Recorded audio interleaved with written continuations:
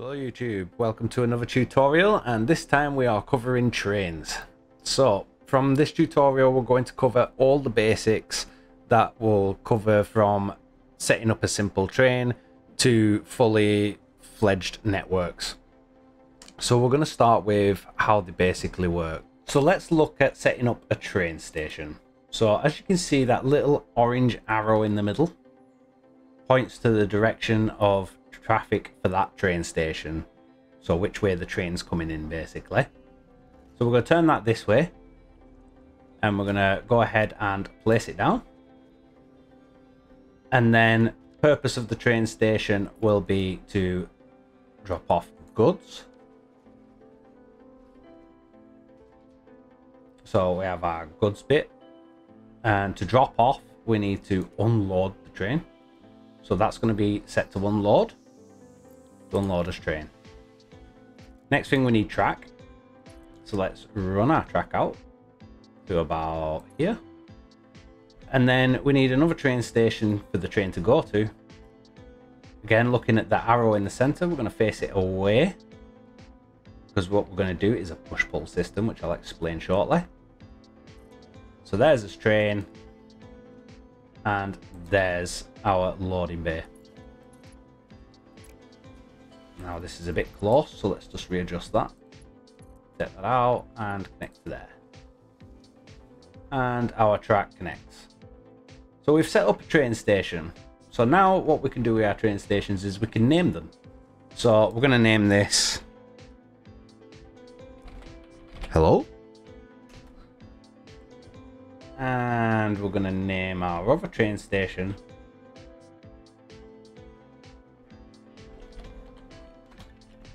Goodbye. Oh, didn't even type it in. Goodbye. There we go. Not buy as in buy something. Okay, so we have goodbye and we have hello. So now we need a train. So this train station, trains have to come in this way. So we're going to put our train on there like that.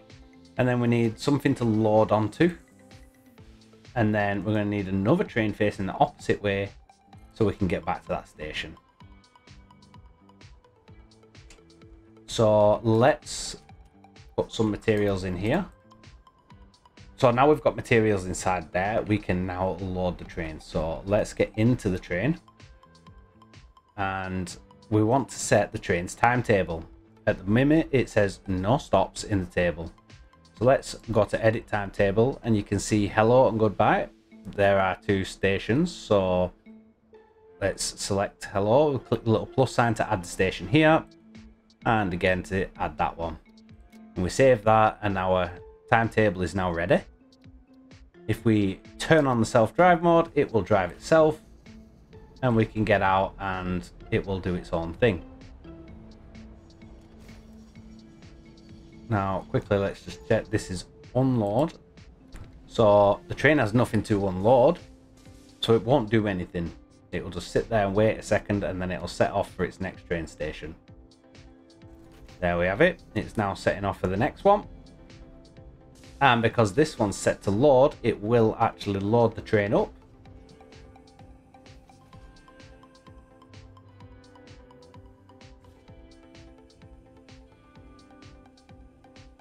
Now that we have the train loaded and it's completed its task at this train station, it will now set off for the next. As you can see, the train is now unloading into the station.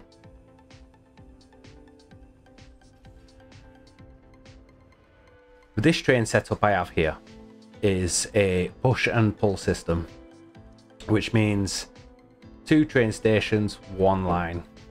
So this train locomotive is now pulling the train that way, and we'll stop at that station, and then this locomotive will pull the other way back to the other. So it pulls in, it'll load up, or unload in this case, and then it'll drive off to this side, pick up materials, and then drop them back off again. So setting up your train station. These need to be set to load or unload. Let's go to this one because it won't let me access that. So as you're looking here at the bottom here, you can see it says unload and load. So this means what you're doing to the train. You're either loading the train or unloading the train. If you set to unload, the train will unload. If you set it to load, the station will load the train. So as you can see on this one, we've set it to unload. The little switch is on the left. And basically these materials are just being unloaded, fired back round to load back up, but that's just for the tutorial. So setting up the train, let's just get rid of the train. Oh, we can't yet. So let's go inside the train and turn off self-drive. And then what we're going to do is we're just going to delete this train right quick, just so I can show you how to set it up. So with the train stations, you have your train station pointing that way, so your locomotive wants to point that way because that's its entry point. And then we want a cart to load up, and then we want another locomotive pointing towards that station because that's the way that station is. So now once we get inside the train and open up your timetable, set the timetable, basically all you do is edit timetable, and we want to go to that station over there, and then we want it to come back to this station and repeat. So put your 2 stations in, save the changes. As you can see, it's saying the next station is over there. Turn on self-drive and your train will automatically set off for that station. And then once it makes it to that station and does its thing, it'll look for that station. Now with a push-pull system, you have to have a train on each end because that train has no path to get to that station, but this one does because it can go straight forward, and vice versa. When it's at that end, that locomotive will get you to this station, and that's how the push-pull system works. On the next platform, this is not a push-pull system, this is a loop system. So the train can loop around to that station, then to this station, and then loop around again. So this time, instead of having the stations facing the opposite ways, these stations will face the same way because obviously the train can access from that direction. So this is basically that setup, but with a loop. So you only need one train locomotive, which is cheaper. And now we're getting to signals. So here we have a unloading train there and 2 loading train stations here. So in this situation, you will have 2 trains trying to use 1 train station. So we have to use signals unless we want the trains to crash. Now basically what happens here is these block signals. Can you see how the train track has changed colours? So the station there is blue because of those 2 block signals. These block signals create a block between them, and then the track will be coloured that block. So from this block signal here, following it round to here is purple, as you can see, and then we hit this next one, and then green till we hit the next one, and so on and so forth. So as you can see, 1 block there is green, 1 block purple, blue, dark green over here. That's how you create blocks on your track. Now the trains, what they do is this train's stopping here at this station, and this signal is green at the moment, and the reason that is because there is no train in that purple block.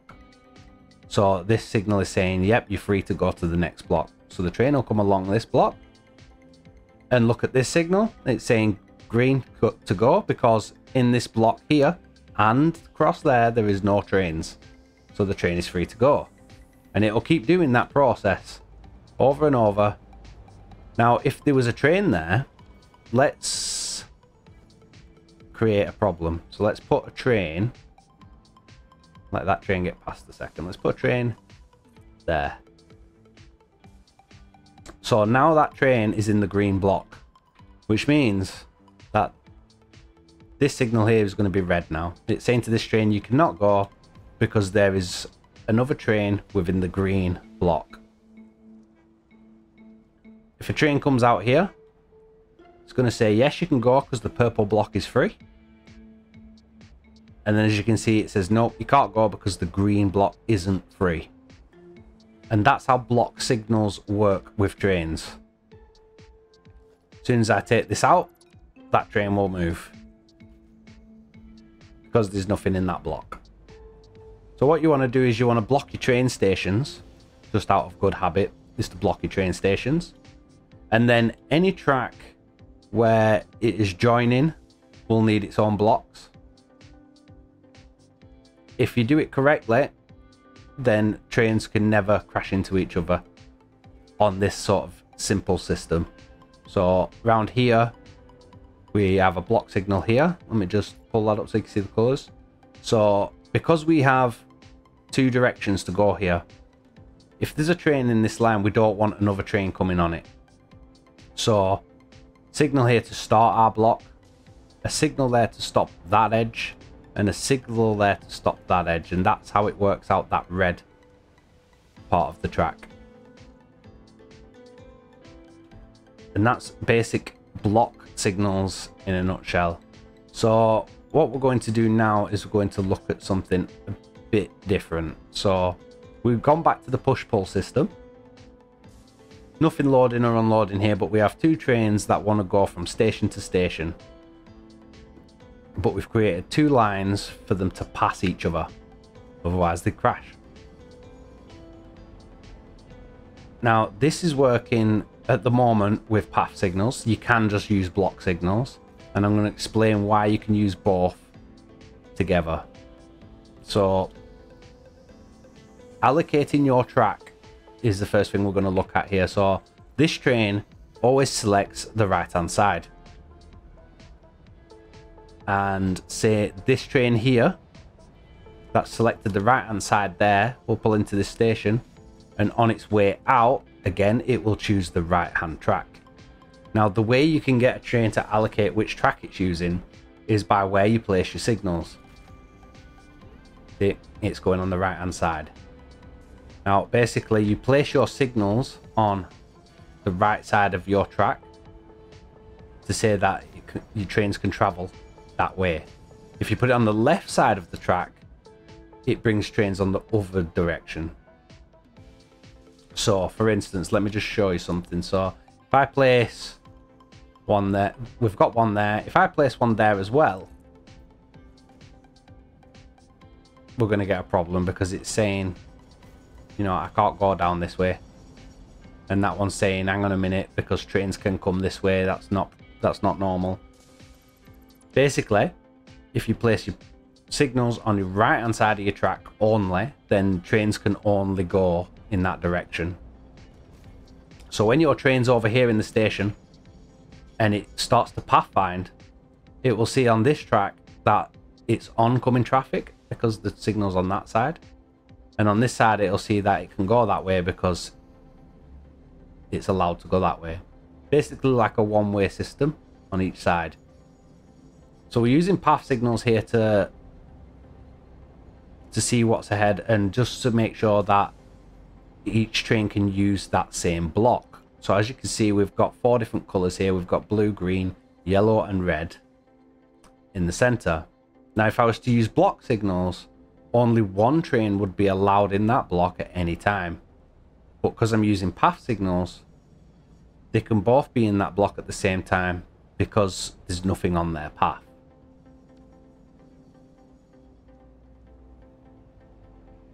Moving on to this little intersection. I'm not good with roundabouts, so I do apologize. But this intersection here is all path signals, basically. And what we're going to do is I'm going to explain how it works first, and then I'm going to take the signals out and build it as we go to explain what's happening. So as you can see, we've got 2 trains coming, and they're both using that intersection at the same time. And when this one comes, it'll stop these two. And the reason is this train here goes down this route, round, and back to this train. So because it does that route, it crosses this intersection, this one, and this one. So the path signals are telling these two trains they can't go. So both trains are stopping now and waiting. As soon as it passes that block signal, both of these trains will set off at the same time, because this train doesn't come on this side of the roundabout and that one doesn't go on the other side of the roundabout. So they're both allowed to use it at the same time. So let me show you how this works. So I'm going to delete these train signals. Okay, so now we have no train signals other than the block signals. So if I get a block now, the block signal, and show you that the whole roundabout and the lines are all red. So now that train's on it, no other trains are allowed to move, because the block signal only allows one train at once. So when that gets off that red line and passes that block signal at the station, only one of these will now be able to set off. This one's set off, so that one is going to have to wait. But even though it's not, oh, that one, it swapped. So now when that one passes that one's going to want to go. In exchange for that one going, this one's now going to have to wait. And it's a much slower system, especially if you have multiple trains using this one intersection. So path signals are really good for getting multiple trains through these intersections quicker. So how do we set them up? This whole thing is left-hand drive. So on approach, they'll be on the left. They'll always be on the left on approach. So a path signal you use on entry. So as we enter the junction, we want a path signal. So every exit this train can take now needs a block signal. So this is an exit it can take, block signal. Or it could go around like this and come back this way, so it needs a block signal. Remember to place it on the right hand side, because it's a one-way setup. And you see the path signals and the block signals are now separating the tracks up. And it could also go around here. See, it's still complaining because there's another exit, a block signal. So now let's set up the rest of the path signals. So this one, on entrance, we want a path signal. On this entrance, we want a path signal. And as you can see, straight away, they're all starting to do what they're supposed to do. That one's going to wait because this one's here. Because it's going to go around and cut past its path. So that's why it won't allow it to go. Then the path signal will change now, allowing that train or this train to go.